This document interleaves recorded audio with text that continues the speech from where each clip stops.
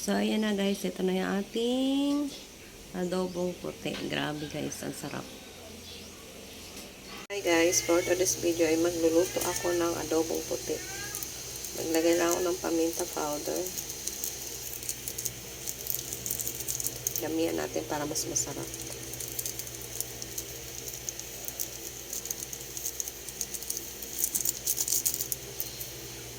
Tapos, sibuyas.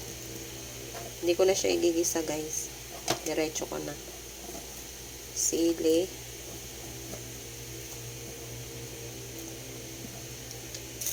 Laurel.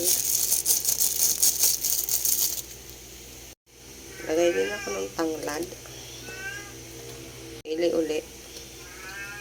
Para medyo maanghang. Lagay din ako ng bawang. Magic sarap.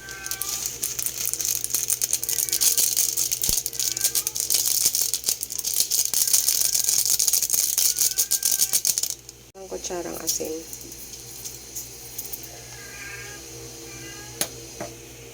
One cup na water.